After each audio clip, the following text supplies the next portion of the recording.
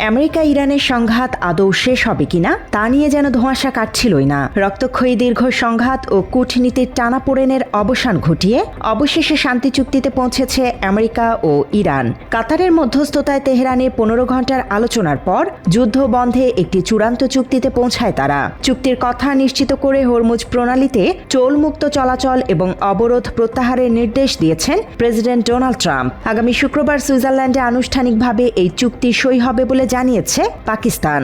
America চুক্তি করতে বাধ্য হয়েছে উল্লেখ করে একে বিজয় হিসেবে আখ্যায়িত করেছে তেহরান।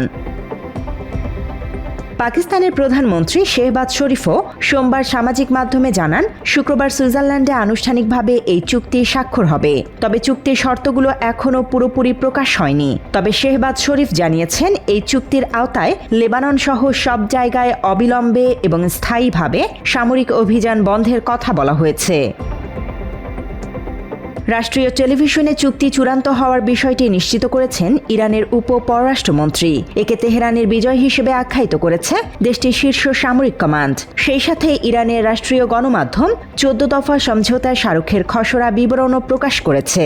এতে ইরানের অভ্যন্তরীণ বিষয়ে হস্তক্ষেপ না করার প্রতিশ্রুতি, 30 দিনের মধ্যে নৌ অবরোধ ও সেনা প্রত্যাহার, ইরানের অর্থ ছাড় সহ রয়েছে পারমাণবিক অস্ত্র উৎপাদন না করার বিষয়ে ইরানের অঙ্গীকারের কথাও। বাত ব্যথা, প্যারালাইসিস কিংবা আর্থ্রাইটিস, আধুনিক ফিজিওথেরাপি ও পুনর্বাসন চিকিৎসায় নির্ভরযোগ্য নাম ডিপিআরসি। চুক্তির আইনি প্রক্রিয়া কিভাবে সম্পন্ন হবে তা নিয়ে হোয়াইট হাউস কাজ করছে। ওয়াল স্ট্রিট জার্নালকে দেয়া এক সাক্ষাৎকারে ট্রাম্প জানান, চুক্তিটি হয়তো তিনি নিজে ইলেকট্রনিকভাবে স্বাক্ষর করবেন অথবা ভাইস প্রেসিডেন্ট জেডি ভ্যান্স সশরীরে উপস্থিত হয়ে সই করবেন। এদিকে শান্তি চুক্তিকে স্বাগত জানিয়েছেন এবং কংগ্রেসের কঠোর তদারকির আহ্বান জানিয়েছেন আমেরিকার ডেমোক্রেটিক আইন প্রণেতারা। চুক্তিকে স্বাগত জানিয়ে যৌথ বিবৃতি দিয়েছে ব্রিটেন, ফ্রান্স, জার্মানি ও ইটালি। সমঝোতা চুক্তিকে স্বাগত জানিয়েছেন তুর্কির প্রেসিডেন্ট রিসেপ তাইয়েপ এরদোয়ান। চুক্তিকে কাজে লাগিয়ে মধ্যপ্রাচ্যে স্থায়ী শান্তি প্রতিষ্ঠার আহ্বান জানিয়েছে এশিয়া, ইউরোপের বিভিন্ন দেশের রাষ্ট্রপ্রধান।